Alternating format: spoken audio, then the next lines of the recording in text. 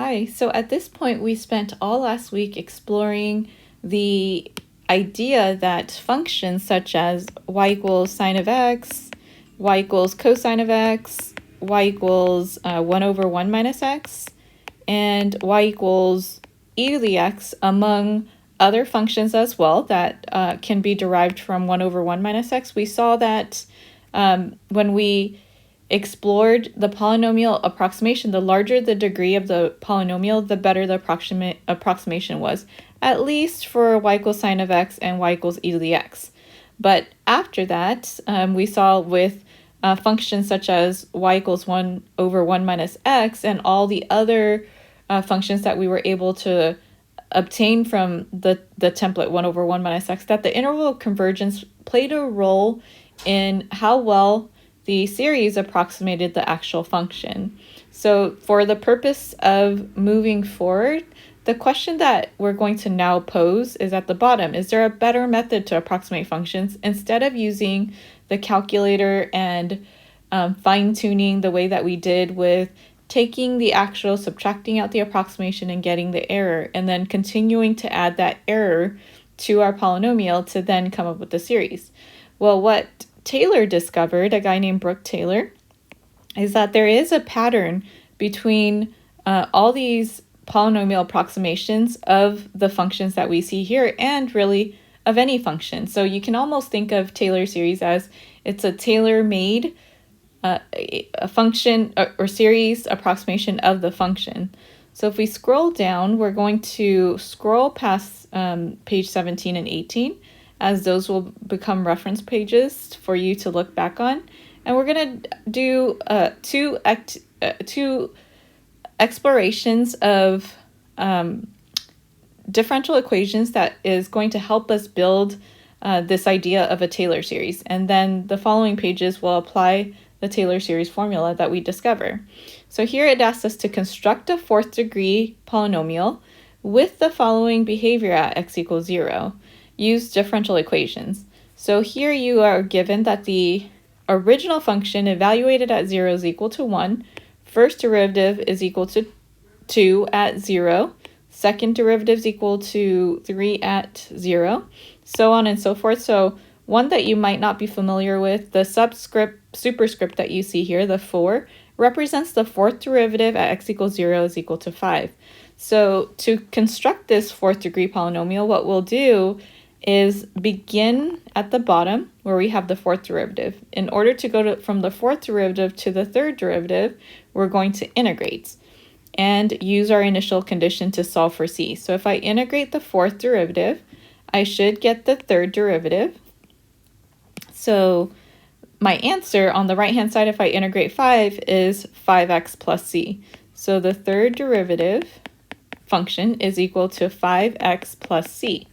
Now, if you were to plug your initial condition in of 0, 4 into this equation here and solve for c, we would see that plugging in 0 for 5x, we get 0, and then setting the left-hand side equal to 4, we get that c is equal to 4. So now we know that our third derivative is 5x plus 4. So let me erase that actually and write 5x plus 4. So plug the initial condition in, come up with what the constant's equal to, and that's 4. Now, if we continue working on building to the fourth degree, that means that we're going to integrate now, and I'll change colors to show that now I'm integrating this function to get my second derivative. So my second derivative, therefore, is equal to integrating 5x plus 4. I get 5 halves x squared plus 4x plus a c. Now here I have, if I plug in 0, I should have 3 as my answer. So 0 here, 0 here, and then my constant value I see is 3. So my polynomial function is going to be equal to 5 halves x squared plus 4x plus 3. Repeat the process again, and this time I'm going to switch colors to green. I'm going to integrate my second derivative to come up with my first derivative function, and I get 5/6.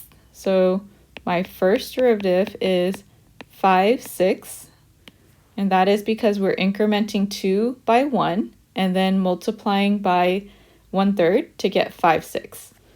So here we have 5/6x to the third power plus 2x squared plus 3x plus c. Now if we plug everything in again for our initial condition, at 0, we should have the first derivatives equal to 2. So 2 here, 0, 0, 0, which means our constant is 2. So our function for the first derivative should be 5/6x cubed plus 2x squared plus 3x plus 2. Now continue the process. Let's go ahead and find p of 0 as our last and final iteration of this antiderivative. So if I integrate the first derivative, I get p of x is equal to, and integrating 5/6, we would increment the exponent for 3 to be 4. So we get 5/24 x to the fourth plus 2/3 x cubed plus 3/2 x squared plus 2x. And then finally, our plus c. And again, if we plug 0 in for all of the values that we have on the right, then we'll have those are all 0, and then this is equal to 1. So therefore, c is equal to 1. So finally, to come up with what that function is, so I'll just circle this and say that this is equal to 1. At the very bottom, we're going to summarize p of x down below. P of x is equal to 5/24 x to the fourth plus 2/3 x cubed plus 3/2 x squared plus 2x, and then finally plus r1. So what I'm going to do just slightly here is ask you guys to think about where these values come from that represent the coefficients out front. And is there a pattern that emerges with the numbers that we see out in front of x and with these values that we began with up here? So first, let me just point this out and then rewrite one thing to make the pattern a little bit more clear. So you'll notice the 5 emerges here. There is no 4 here, so we'll come back to that one. But the 3 appears here. The 2 appears here. And the 1 appears here. Now, back to this pesky term. That one doesn't match the pattern that I want to see. So I'm going to encourage you guys, does 2/3 also happen to be equal to 4/6? And yes, it does, right? So now if I view that as 5/24, instead of as 5/24, I'm going to say 5/24. When we were looking at sine, when we were looking at cosine, there was a pattern that emerged with something called factorial. So I want you guys to think about it. What factorial is 24? What number times successive integer values below that, 1 below that, all the way multiplied, product of which, when you get to 1, is equal to 24.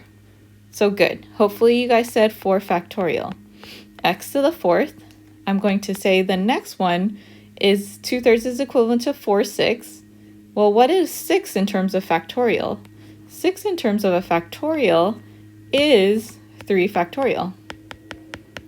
Continue on. 3/2 factorial is 2, x squared, plus 2/1 factorial, x to the first, plus our last one, 1/, we could say 0 factorial, x to the 0 power. Now, the one thing I do want you guys to know as you're looking at this is there's one other thing which I'm going to highlight for you where there's a pattern. This 5, this 4, 3, 2, 1 also happens to be my initial condition values of the derivative at the center of x equals 0. So I could say that 5 represents the fourth derivative, 4 represents the third derivative, 3 represents the second derivative, so on and so forth. So in summary, this is the polynomial centered at x equals 0 that I built, fourth degree polynomial, that displays a certain type of behavior. And what emerges is this pattern of the coefficients that happen to match the exponents as well. And we'll come up with what that pattern is as we move into the next example.